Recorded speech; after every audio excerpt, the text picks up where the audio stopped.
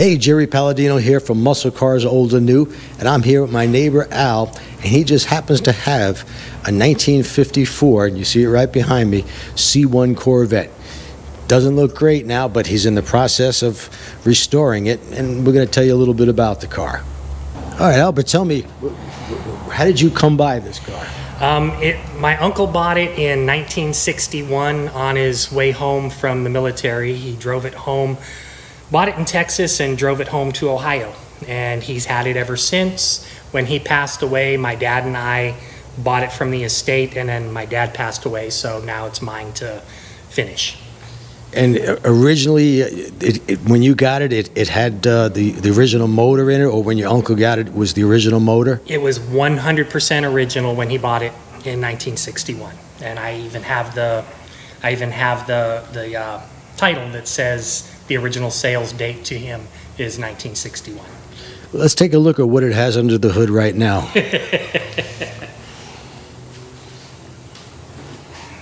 In the process of pulling it out.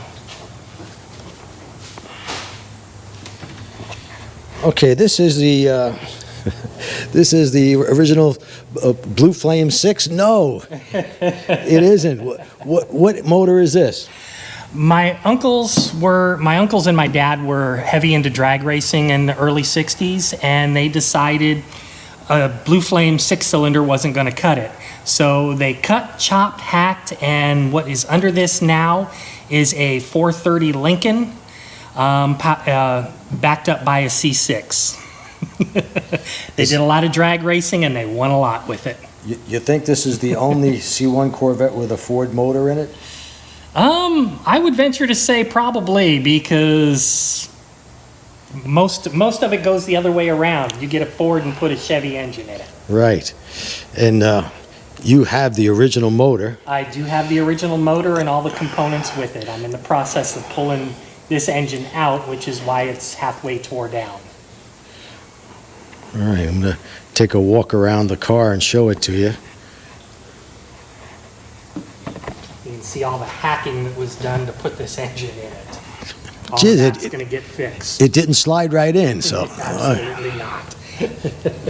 Now I see here you're doing some scrapings, getting the original paint off, or the what's on here right now, and you're getting down to the original paint? Correct.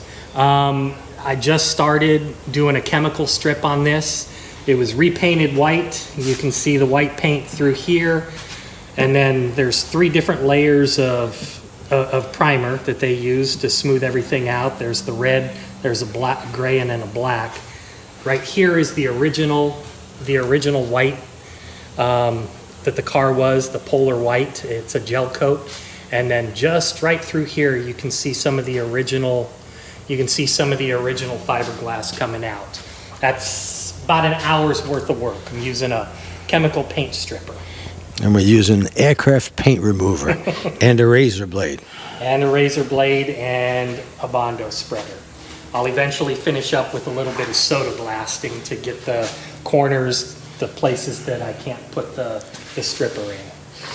And what's with the holes in here? The original VIN plate, which was screwed in right here, is missing.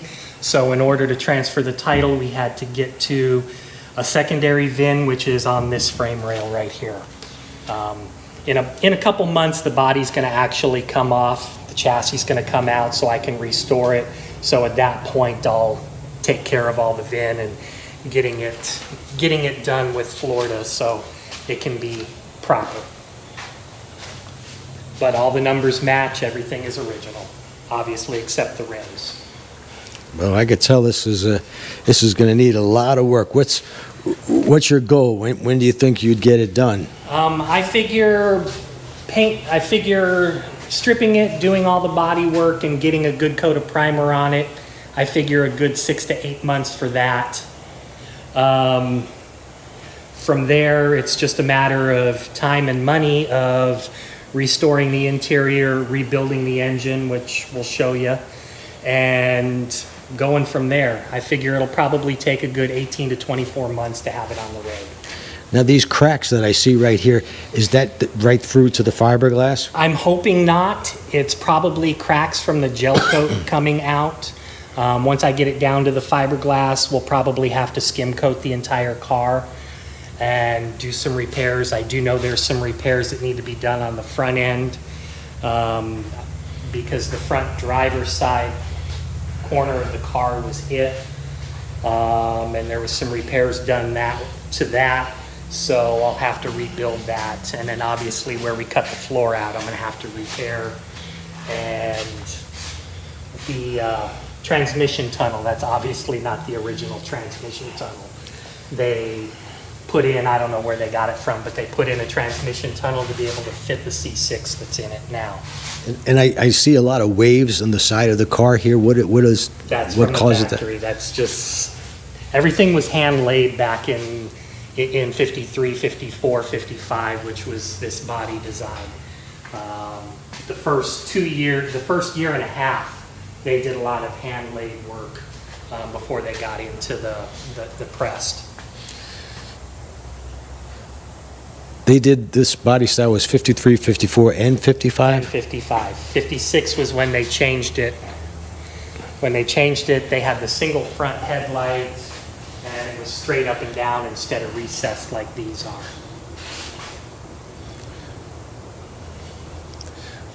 Well, I can see you got your work cut out for you. If you need any help, stripping this all down, I'll get my wife because she likes to strip paint.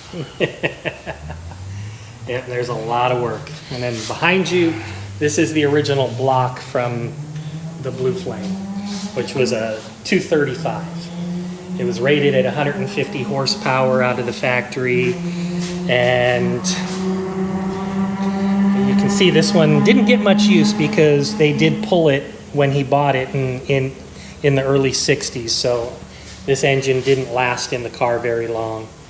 And you also have the original transmission I see over The here. original transmission, that's the two-speed power glide.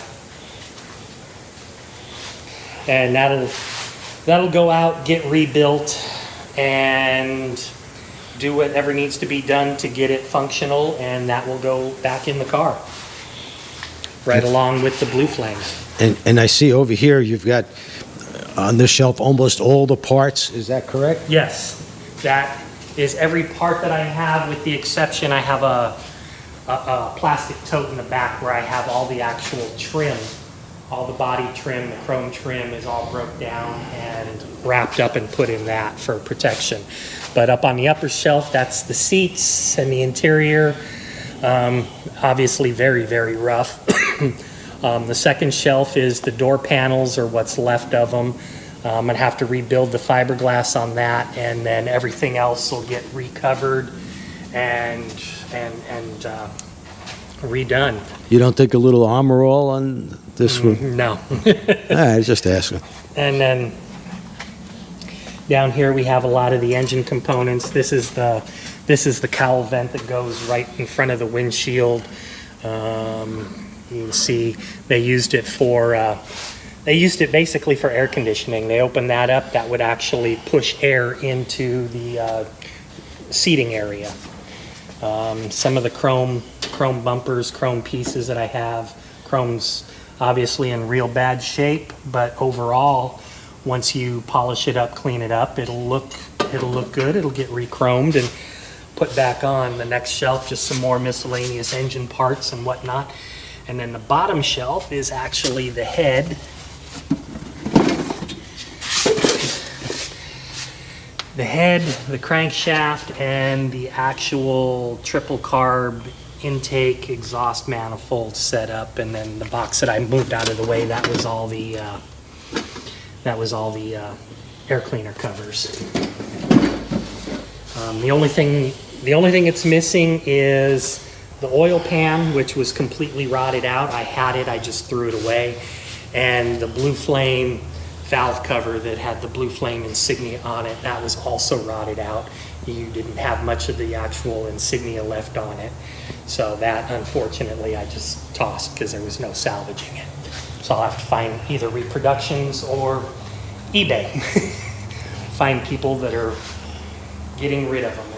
I'll tell you what, the prices on eBay, they are a premium just for some of the small chrome pieces that go along this.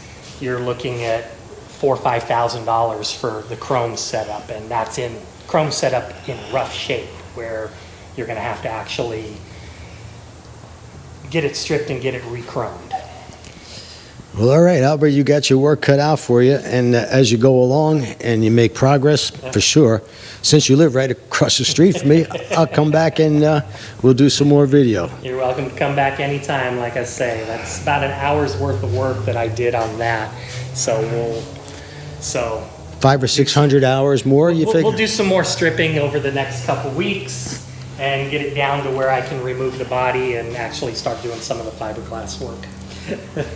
All right, folks, thanks for watching. I hope you enjoyed this, and please subscribe and comment below. I've got to get 1,000 subscribers before I can monetize, and the only way to get that is if you folks who are watching subscribe and comment what you'd like to see as we go along with this. Once again, thanks for watching. And just 2 weeks later, here it is, good as new. Howard said he worked 24 hours a day, 7 days a week to get it, well, as you can see here, absolutely perfect and just like new. Okay, I'm kidding. I just made that up.